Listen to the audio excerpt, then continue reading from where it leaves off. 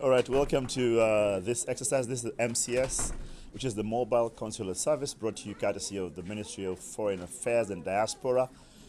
And on behalf of our Minister and our PS, would like to thank the residents of Seattle, Washington State for coming out in great numbers. We have great learnings about this exercise, and which will inform greater attempts in the future to be able to streamline them, especially in terms of making sure that we have enough lines of service for people to get everything that they want, but also to try and provide accurate forms, for example, AI forms, which people are able to use. And but we thank everybody for coming out and for their patience as we seek to fulfill the President's promise to provide greater consular services to the members of the Kenya diaspora who are out here. I think one of the biggest challenges is about communication and adequately being able to take care of the documentation in the forms and everything which is happening. Because what's happening is that many people who are coming still find that 2 or 3 things are not properly done or properly loaded on the form. And we're dealing with a very sensitive form, which means that if we take your forms and they have a mistake, we may have to call you to come back again to the consulate.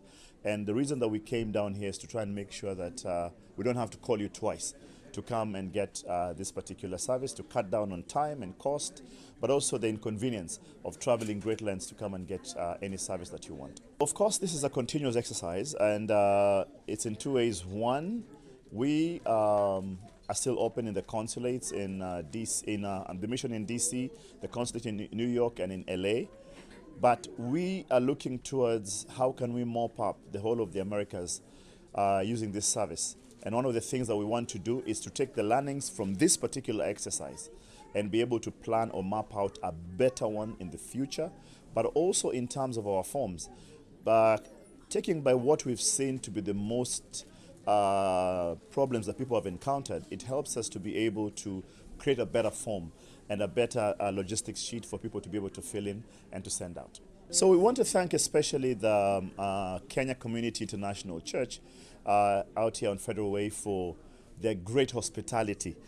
We have seen great effort and dedication from the top pastors, the elders, who've been here as part of the volunteer team.